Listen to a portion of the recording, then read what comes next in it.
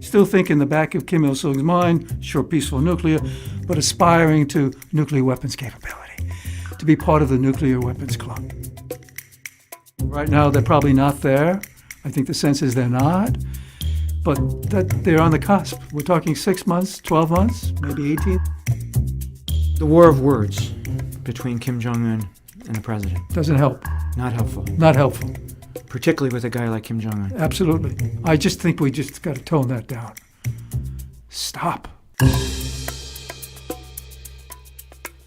This is Intelligence Matters with Michael Morell, a joint production of the CIPHERbrief.com and CBS News. I'm CIPHER Brief CEO and publisher Suzanne Kelly.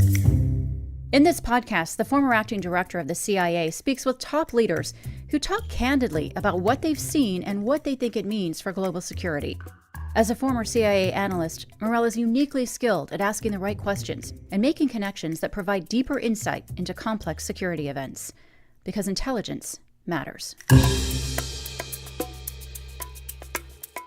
We haven't been this close to nuclear war since the Cuban Missile Crisis. The confrontation with North Korea is dangerous. It's building its capabilities to put a U.S. city at risk of a nuclear attack, and the President of the United States has made clear that we're not going to let that happen.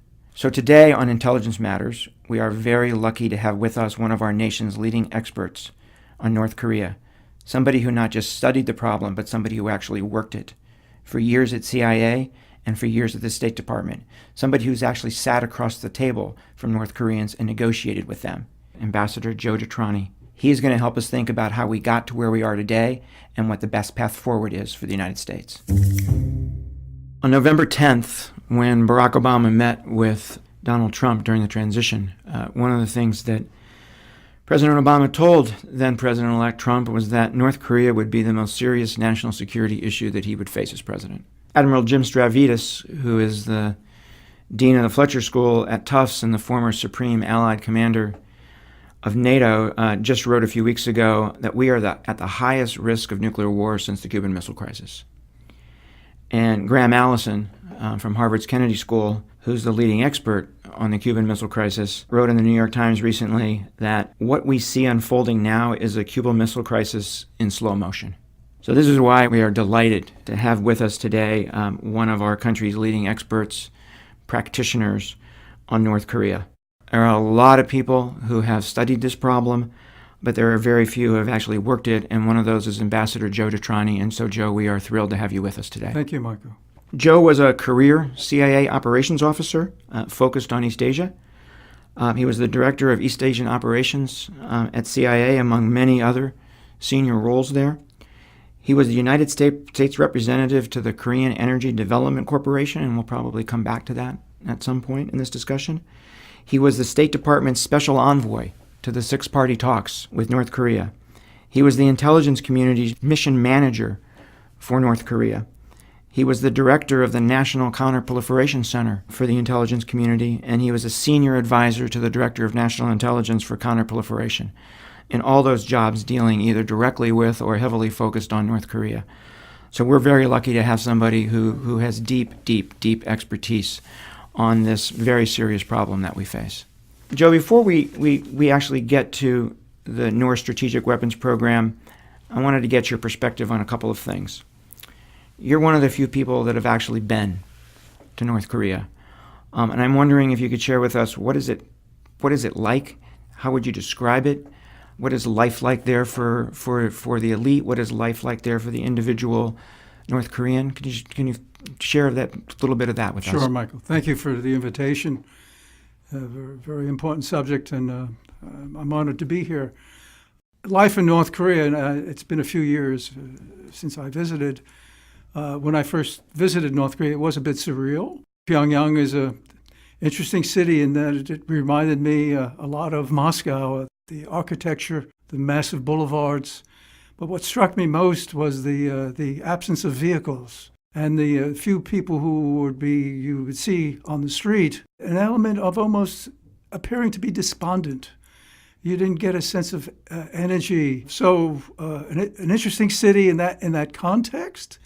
A little George Orwell, Well, 1984. somewhat, because it was surreal for me, and that struck me.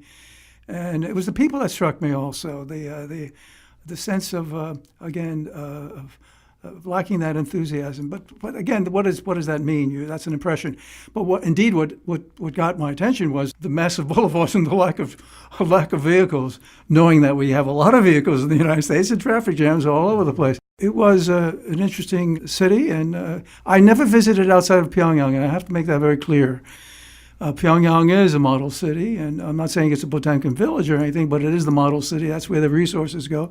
Those who have been out of Pyongyang tell me the situation is drastically different. The lack of roads and so forth. That they're basically almost two North Koreas. One is Pyongyang, and the other is the rest of North Korea. And life is very difficult for absolutely for outside those of Pyongyang. North It has to be extremely difficult. You do see vehicles in Pyongyang, but based on the license plates and so forth, these are government vehicles. And again, that's a few years ago, Michael. It could have changed, but I don't think it's changed too much. One of the things, Joe, we saw that when Kim Jong-il died, CNN was there and some other networks were there, and you actually saw people weeping. Yes. In the streets. Was that real? Was that heartfelt on the part of those people? You know, it's a difficult question to answer. My first reaction would be, this is something they have to do. You have to survive in that society. You're expected to do certain things. So I think part of it is that, but I think there's another part of it, and it's a Confucian society still. And I think there is still this warmth for the Kim family, going back to obviously to Kim Il-sung, his grandfather.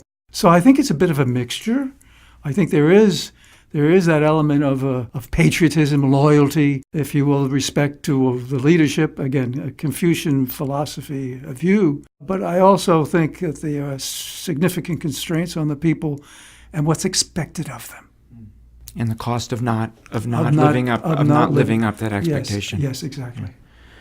So you've actually dealt with the North Koreans. You've actually sat across the negotiating table from them.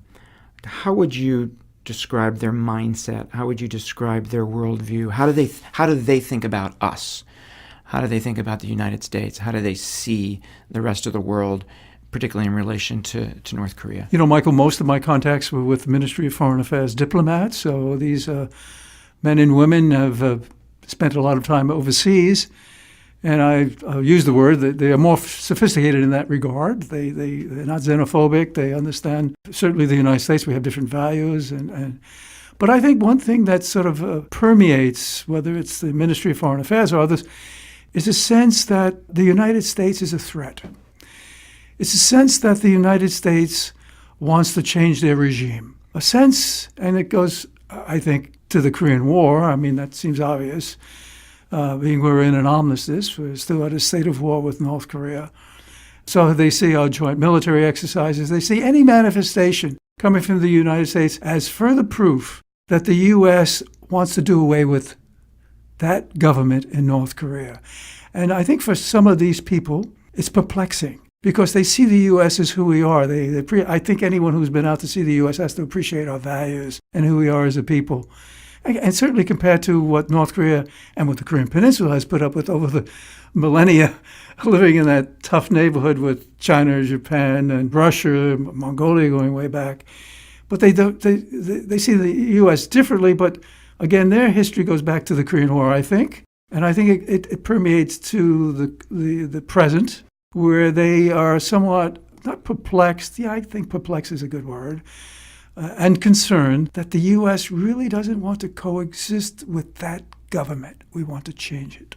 Let's shift gears here to the strategic weapons program, which are the nuclear weapons and the missiles to deliver them. And I'm a big believer that history matters, yes. That knowing history is critical to both understanding where you are today and then to thinking about what the policy choices are. So I wanted to start by kind of educating folks about how we got from where we were in the early 1990s to where we are today, and there's probably nobody better to explain that because you lived through the whole thing.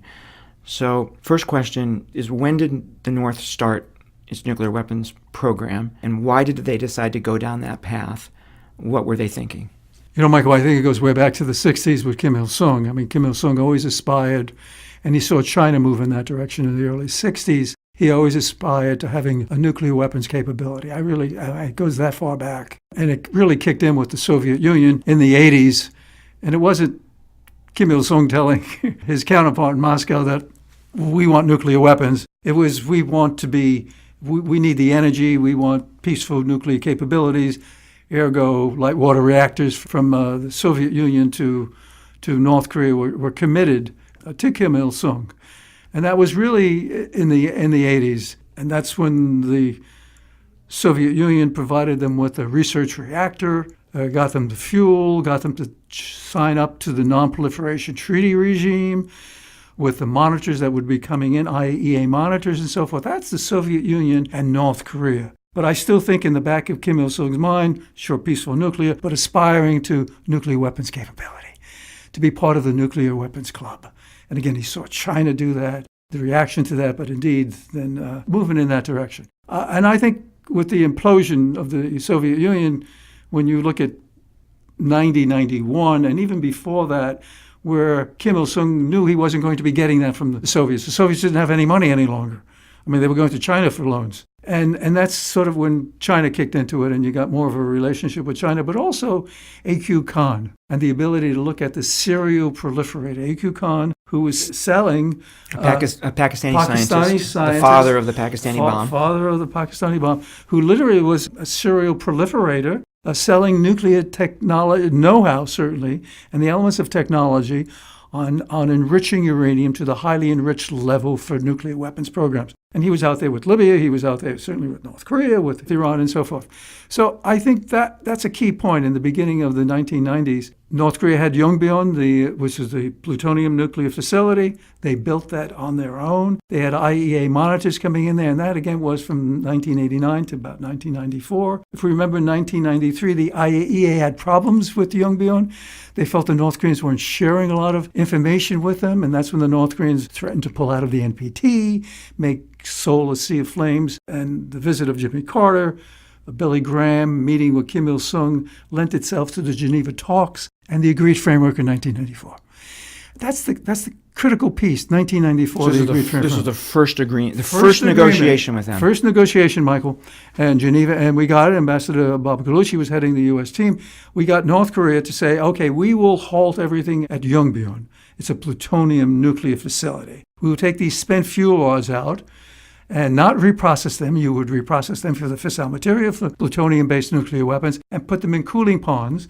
We'll stop everything, and we will not build. They were also building a 50 and 200 watt nuclear facility. Two much larger larger facilities, and they will halt the construction of those facilities, halt everything at Yongbyon. And the U.S. committed to providing them with 2 light water reactors at Kumho, North Korea.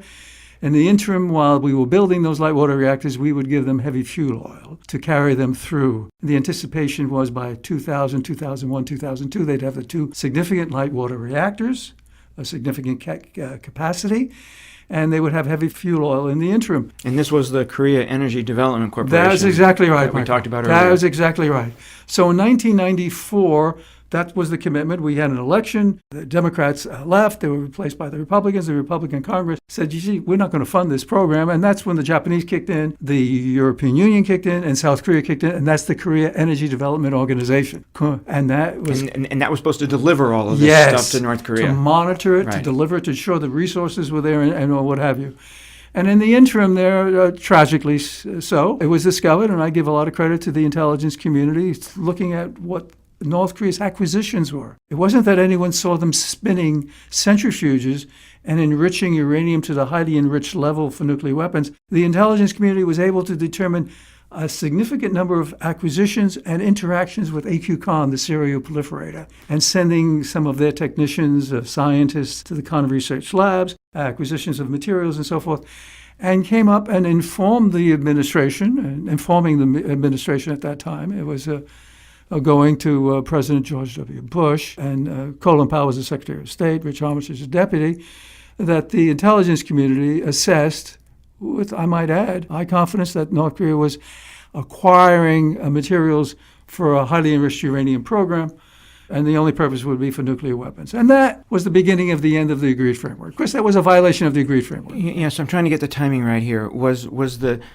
North Korean cheating a response to the fact that we were slow in delivering what we had promised, or that we were backing away from what we had promised, or were those two things happening concurrently? I think concurrently. I just don't believe. They must have known it would take more time than 2001 to build these two significant light water reactors. Yes, we were a few years off and so forth, but they were being built. The money was there, the consortium was there, we were moving. My personal view is North Korea was looking for a second path. They would walk away from the plutonium path because they halted everything there, and they would have the other option of having another path to nuclear weapons, and that would be using highly enriched. Somebody told me once, you don't tear down the old Yankee Stadium until you build the new Yankee Stadium. And that's one way to think about it. That's a very good point. So then fast forward to the six-party talks, right, which is really the second attempt to try to get our arms around this. What happened there? So with the failure of and it's not the failure of the agreed framework, with North Korea having the second path and basically cheating, that's the word, and they don't like that word, but they were. Certainly the spirit of the agreed framework, you would not be reprocessing spent fuel rods or enriching uranium. And that also is the North-South agreement that they signed up to in 1991 with South Korea. So the North Koreans were offended by that. They admitted to our delegation that went to North Korea in October of 2002 that they had this program, had other things, and basically live with it. That wasn't going to happen. We stopped the construction of the light water reactors. We held off on the provision of heavy fuel oil. They threatened to pull out of the Non-Proliferation Treaty, which eventually they did. They threatened to take out those spent fuel rods, over 8,000, and reprocess them for fissile material, which they did. And so you have a period between October and January, October of 2002 and January of 2003, where things became very tense because North Korea pulled out of the NPT, reprocessing spent fuel rods for nuclear weapons. And at that point, it was with the George W. Bush administration, our Secretary of State, reached out to the Chinese, his counterpart, Li Jiaxing, the foreign minister in Beijing, and said, maybe we need to sit down with the North Koreans. And that was in April of 2003. And that was an agreement then to establish the six-party talks. And the first meeting was in August of 2003. And moving up to September of 2005, that was an agreement based on these. We had a number of plenary sessions and task force sessions. And we finally got an agreement in September 2005, committing North Korea to comprehensive, verifiable, irreversible dismantlement in return for security assurances, ultimately a peace treaty, more normal relationship, and coming back to the NPT as a non-nuclear weapon state and providing them with light water reactors and energy assistance and economic development assistance. Knowing that they signed up to something similar the first time around, yes, and cheated. Yes. Were you sitting there thinking that we're going down the same path here again? Well, or was there reason to be hopeful? We were hopeful. We were hopeful. This was Kim Jong-il who obviously signed off on this. He actually mentioned to his counterpart in Beijing that he was committed to it. We had monitors going into the country, IAEA monitors, to verify that they were in compliance, to include monitors from the respective countries, nuclear weapon states, China, U.S., and so forth. So we felt with a good monitoring regime, we could confirm that North Korea was not reprocessing spent fuel rods, didn't have a second plutonium facility, and that we would discern where they were enriching uranium, because we didn't have granularity, even at that time, as to the scope of their uranium enrichment program. We knew they had a program, they admitted to a program, and they committed in September of 2005 to not pursue, to dismantle all of their ongoing nuclear weapons programs. And what happened then?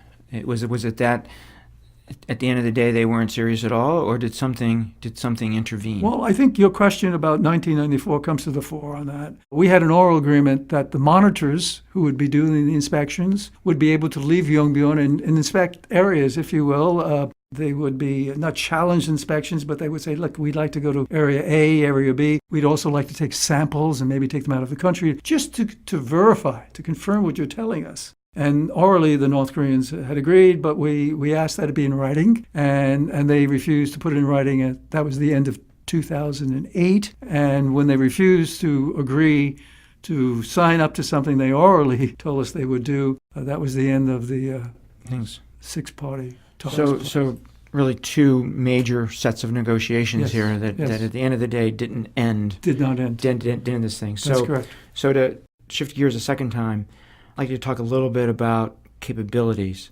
So as you know, there's three pieces you need here, right? There's a nuclear weapon that can produce a nuclear yield. We know with certainty they have that. Right. The second is a missile that can deliver that to the distance you want it to go, right? To Seoul, to Tokyo, to the continental United States. Right. And then the third piece is to make the nuclear weapon small enough to miniaturize it so that it can fit on that missile and go the distance you want it to go, and then make all of that work, right? With all the electronics work, with the pressures and tensions and heat of a missile flight and reentry, right? Correct. So where do you think they are at this moment, and how close are we to the thing everybody's worried about? I think they're on the cusp of having a nuclear weapons capability that threatens the whole of the United States. I believe, and you said it well, that they've certainly weaponized. The assessment is they've miniaturized. They've made it into a delivery system. They have the delivery systems. We saw the Hwasong 12, the Hwasong 14, distance of Detroit, Chicago, if you extrapolate from what we saw with their test launches. It's a question of reentry vehicle. Does it burn up coming into the atmosphere? Right now, they're probably not there. I think the sense is they're not. But that they're on the cusp. We're talking 6 months, 12 months, maybe 18 at the outset. But I think certainly within reach of having a nuclear weapons system that, in fact, is an existential nuclear threat to the United States. So why does Kim Jong-un want this capability? What is his motivation? What are his intentions here? Why is this apparently so important to him? You know, given what we saw with his father, Kim Jong-il, and you mentioned we discussed the joint statement where Kim Jong-il committed to comprehensive dismantlement.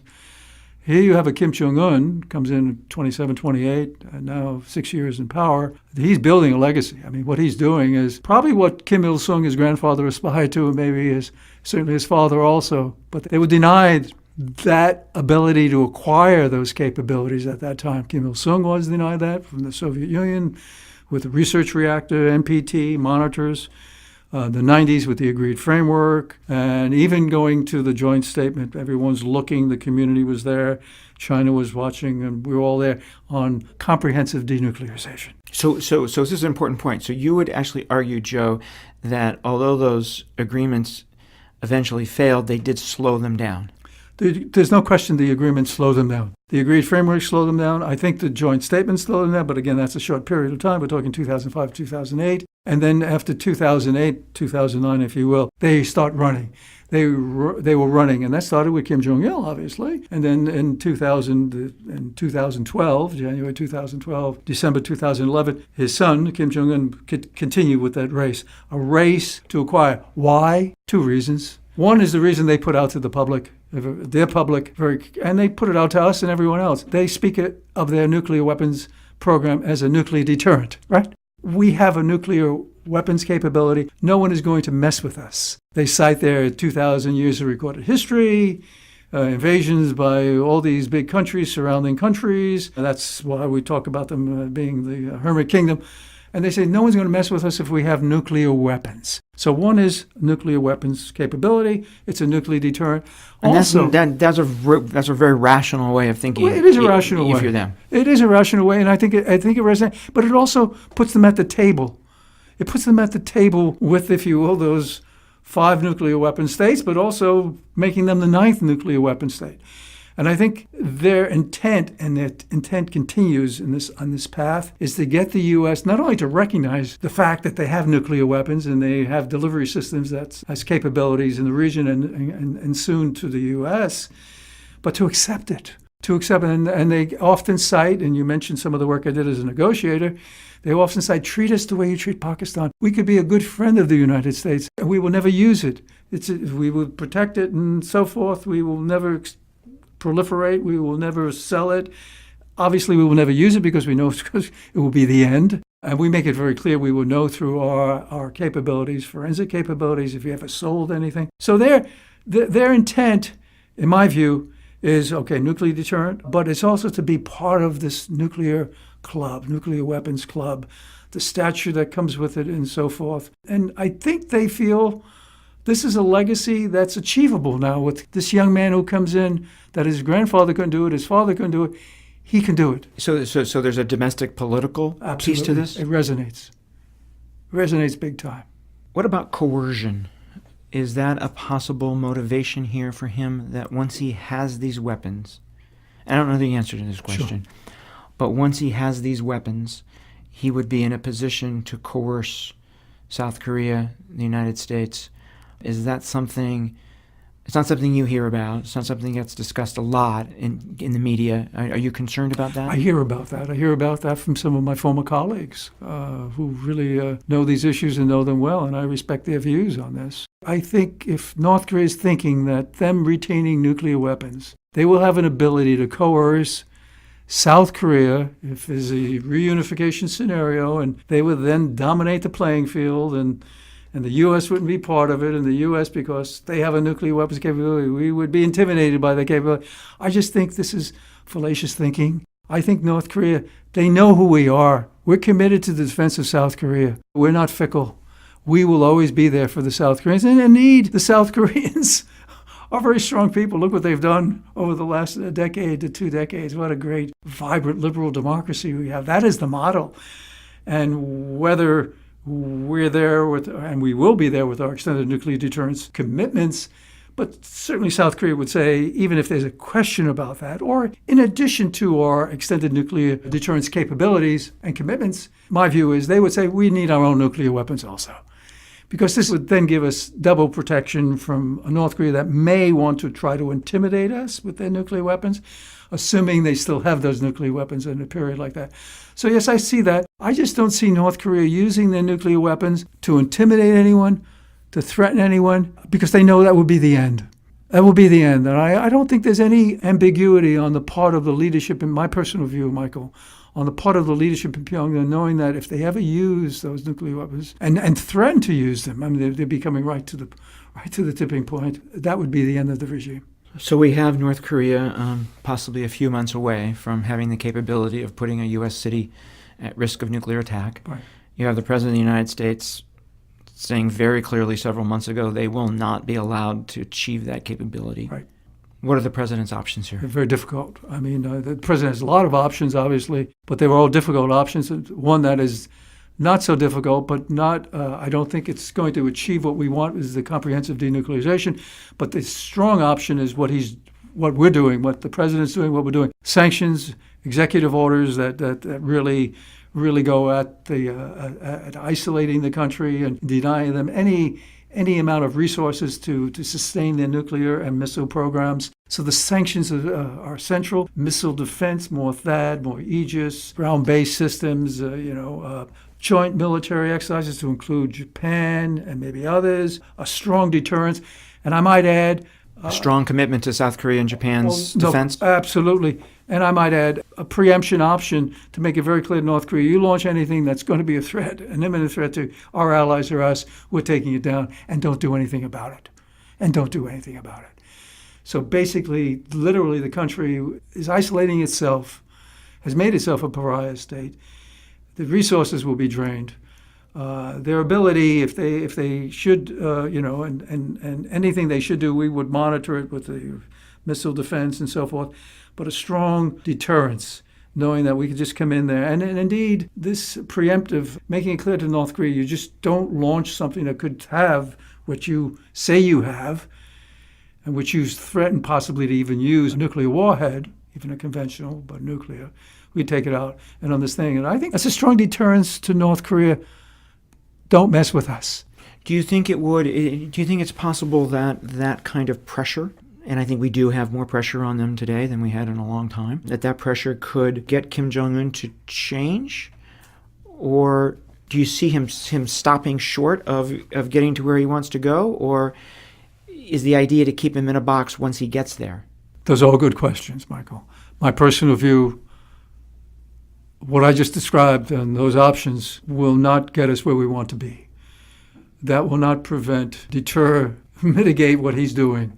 He will continue to seek, he's at the cusp, that nuclear weapons capability to strike the whole of the United States, establish himself as a nuclear weapon state, and work from that position there. So I think using that option and those tools available to us will further isolate, make it much more difficult. But to give up his nuclear weapons, no, I think he's going to do what he has to do to retain those nuclear weapons using that.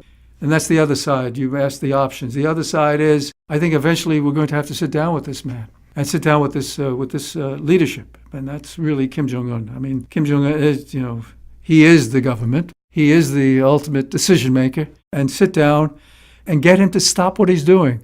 Because I think we could all, and I think we all agree, we could stumble into something. If he continues with nuclear tests, missile launches, we have a more enhanced missile defense, joint military exercises, enhanced sanctions and so forth.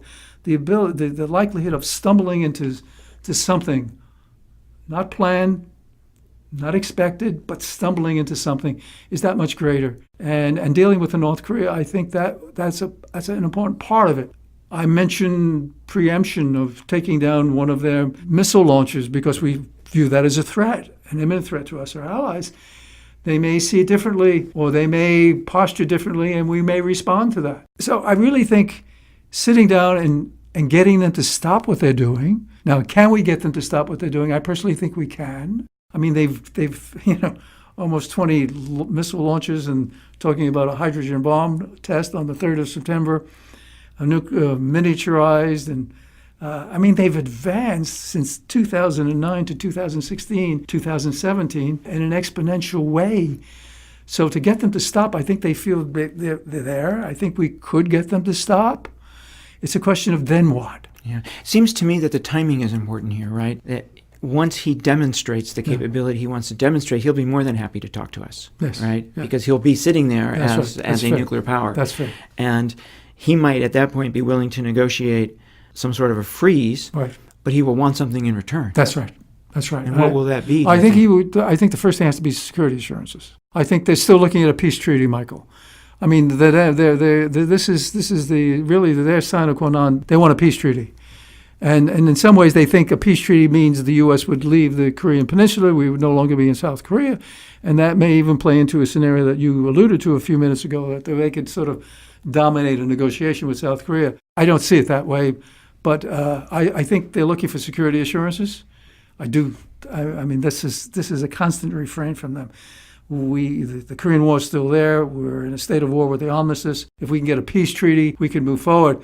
And of course, South Korea is a big part of deciding whether we ever get close to a peace treaty, and maybe liaison officers in our respective capitals. And they would want us to, on the joint military exercises, and that's the freeze for freeze, they would want us to stop. We're never going to stop because they're defensive. And it's based on what North Korea's been doing since the Korean War. They've been threatening South Korea, so we won't stop. But they're certainly concerned about the offensive part. They see an offensive part, these joint military exercises. When they heard the South Korean government with Park Geun-hye talk about the decapitation of the leadership in Pyongyang, they would want, at least, if you will, that's a deliverable to them. We'll say these are just normal defensive joint exercises. We could scale 1 or 2 back. We could talk about that. We can talk about, eventually moving towards a peace treaty if all things are in place, knowing that the decision of U.S. presence is an issue between the United States and South Korea and not North Korea. So there are deliverables that I think they would want. And they need to keep hearing from us that we're sitting here talking to you, but we will never accept you as a nuclear weapon state. We will continue this dialogue. And eventually, if you do want that, and they do want a normal relationship with the U.S., eventually, if you do want that normal relationship, that will begin when you do denuclearize. So we could have intersections, liaison officers, and so forth, but not formal relations, which is what they've aspired to going way back, certainly since 2003, until we move in that. And Michael, that may be 5, 10, 15, 20 years we're talking out. But I think what we're talking about is at least stopping the escalation the best we can, ensuring that we don't stumble into something we don't want. So all the talk of military, a military option, right? Your reaction to that? Well, a military option, I think if we go into North Korea, if you will, on the preventive side, if we know where some of their facilities are, where they launch, or where, some of they store, and we see something as imminent down the road, and we want to take it out so it doesn't become imminent. So we prevent a threat from manifesting itself. That's a fair logic. And if North Korea keeps threatening and keeps launching and so forth, you could see where that could dominate the conversation, where people say, look, we just can't wait for them to launch. We've got to do something of a preventive nature. We don't know what's on top of it. We and don't it's know what's coming on at top it. of it. That's exactly right. So you can see that argument getting a great attraction. And North Korea has to understand that argument will get great attraction as they continue to escalate and so forth. But I think at this moment now, currently as we speak, going into North Korea and doing something of a preventive nature, because I think they would see that as the prelude to a decapitation, to wiping out North Korea. To what they've always feared. What they always feared. And that's what they've been telling their people. The objective, the U.S. objective is to destroy us, wipe us out. And I think in that time and that mentality of, you kill me, I kill you, they would be, and they have significant, and we all know that, they have significant capabilities, conventional, at the Kaesong Heights, looking at Seoul, our facilities, U.S. facilities, joint facilities with South Koreans. These would be first targets. There's no question. They will go after these targets. It would be horrific war. It would be horrific war. The war of words between Kim Jong-un and the president. Doesn't help. Not helpful. Not helpful. Particularly with a guy like Kim Jong-un. Absolutely. Absolutely. How do you think about that? I just think we just got to tone that down. Stop. There's a sensitivity there. And a lot of the people view Kim Jong-un as, as their president, as the Kim family and all that. And a lot of people personalize that, but certainly he personalizes that, in my view. And we know what's happened. He's frustrated everyone, and you could see where everyone's so frustrated. Maybe we would use this bombast, this, significant preemptive strike. Yeah, yes. So I think he needs to tone it down. Look, North Korea is famous for using vitriolic commentary and hyperbole, calling others names. They don't like them. They don't like to be called names, but they're very good at that. That's an interesting contrast, right? Why does a country that uses it so yeah, there you go, right. be so sensitive to it? Well, that's a very good point. And you could see why they need to, again, these are claustrophobic people. They're xenophobic. They don't even have contact with China any longer. They live in their own bubble, and they don't understand the world. And they sort of are immune to how they project themselves. Look, when I would say those things to my negotiating counterparts from North Korea, I would say, why would you say those things? They are so offensive. And he would look at me and say, Mr. DeTrani, we don't mean that. We're just saying it. Well, no, we don't know that you don't mean it. When you have a YouTube taking out New York City, we don't know that you don't mean it. They live in their own bubble, and they don't really get it. Now they're getting it because they're hearing it from our own president, and they're hearing it at the UN General Assembly, and you can see their reaction.